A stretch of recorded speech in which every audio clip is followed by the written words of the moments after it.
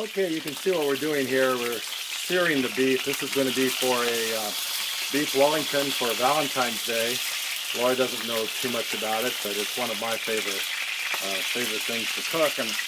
And Karen, I think you'll really enjoy making this when you get a chance to get off your diet. But it's one of my fun things. Okay, what I'm doing here is I'm deep frying the filet mignon. You don't really have to do this, but I do it because I found that if you deep fry it a little bit, it penetrates, the hot oil, if you will, penetrates all the nooks and crannies, and you don't get any juice coming out, which I think really works out much better, because that's going to break down your bread, and your presentation's not going to be as nice. Next we have to kind of puree the mushrooms, the shallots, the green onions, and I always like to add olives, although they're not authentic. And then what we're going to do is we're going to cover the filet mignon in a, traditionally there's all kinds of mustard that you use, Dijon, but I'm going to use a chipotle mustard this time, and I think that'll turn out pretty nice. I forgot to say that if you're having trouble chopping up the in your food processor the various items, I also add leeks. Just add a little water. It'll boil out when you cook it up, and it'll work out just fine. So here I have, I'm cooking up my mushrooms, my leeks, my green onions, and my shallots, and it's all looking pretty nice. Then I'll let it set and rest and get cool before I add it to my various other meats as we do the assembly. We've laid out a wonderful bed here of prosciutto, and this is in many places called banding. We're going to band the meat with a flavor of bacon, and in this case prosciutto, to impart a little additional flavor.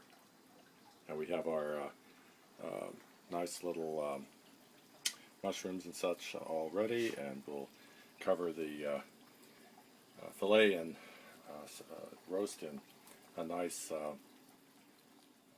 chipotle mustard sauce, and we'll be okay. We're a bit ready to wrap it up. This is the filet covered with a nice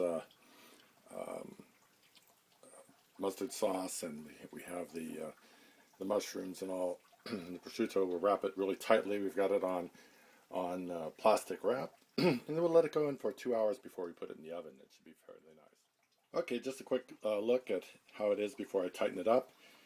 But you can see you use the plastic wrap to pull the prosciutto over, and then you close it. Okay, we'll put this in the refrigerator for a couple of hours to firm up, and then we'll pull it out and put the puff pastry on it.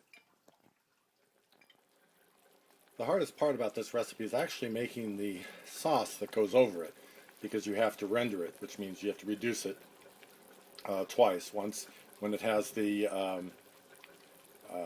beef stock, and then the second time when you have the cream. But otherwise it's a very delicious addition. Okay, you can see we've wrapped up our beef Wellington, and I'm many different ways you can garnish it. I just happen to like rock salt on it, and that will pretty much do the trick. And we'll see what it looks like in a little bit. You can see our sauce is starting to render down a little bit. Perfect. Okay, here we have the beef Wellington, and I think we're looking pretty good right now. I think we're going to enjoy it. It looks wonderful. I'll go over and show you the rest of it. In addition to the black rice, we're going to have our lovely beef Wellington, and I think judging from the champagne almost empty, our satisfied customer here is enjoying this.